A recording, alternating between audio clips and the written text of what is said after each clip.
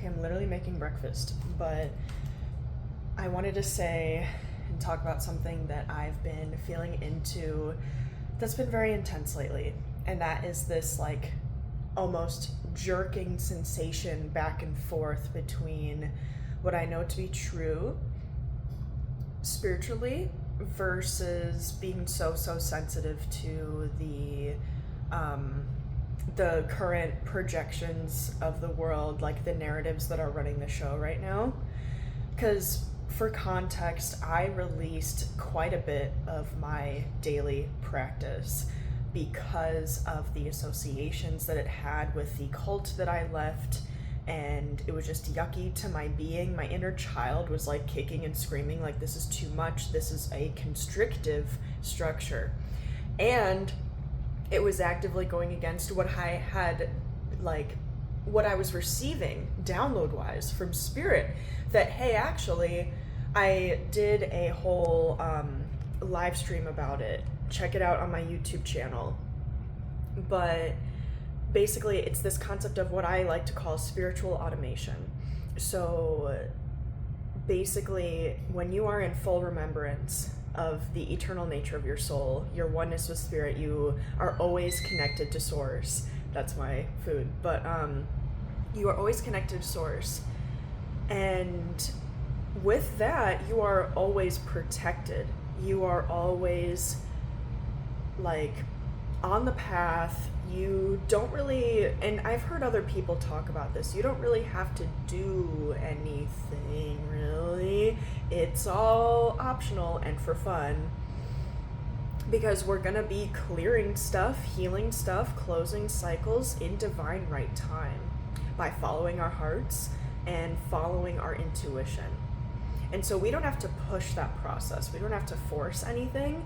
And that goes directly against capitalistic marketing in certain business models and presences online, because they want to tell you, hey, this is the thing that's going to fix you. This is the thing that's going to heal you. Nope.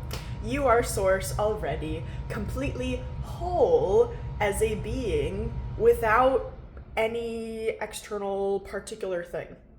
So anyway, I've been having a hard time with the sensitivity that I have, how much I feel every single day, the depleting energies that are the most rampant in the collective, and also this knowledge of like the oneness and the embodiment and the automation, and like everything's already whole and healed, and I simply have to live with my passion as my compass, and that's all I need to do, right? And so here's something that is talked about in certain like health communities and stuff like that, but I'm making this recording for anybody who is also in this place, that I think it's very underrated, the side of, I guess it's nervous system regulation, of holding yourself through the discomfort and surviving it. Not reaching for a modality, not reaching for, I guess that part is where it kind of goes against some of the nervous system stuff. Anything can become a crutch. Doesn't matter if it's like an unhealthy, unapproved socially thing or a spiritual thing, in my opinion. Okay, that right there, I know that might be a little controversial, but it's the intention. If you are like suppressing yourself and your emotions, if you are reaching for something, it doesn't matter what that thing is, that is avoidance. And so, in my opinion, I have had the experience of like, oh, well, do the tapping, do the breath work, do the blah, blah, blah. And then it's just a rebranded version of avoidance for me, okay? And maybe you've experienced that too. Maybe this is a sign that, oh, hey, I'm not crazy. This doesn't feel good. Something that is very underrated is what I was kind of getting into, of holding yourself through the feeling. And quite literally hold yourself. Lay on your bed or sit in a chair in a private, safe space, wherever, let yourself cry it out. Let yourself kick and scream. Whatever you are wanting to do from a place of fear, like maybe you want to force yourself to get something done that you've been putting off, but clearly there's resistance towards it because maybe your body's telling you to do something else that's like very much more the priority, or whatever the case may be. Maybe you are living out of fear in certain ways for the sake of certain categories. Like something I do a lot is projecting your safety into the future of like, oh, I'm gonna like force myself to do all this stuff now so that I can make sure that I'm okay in the future. That is like control. That is like stepping beyond that 50-50 line between you and spirit, between that co-creative balance.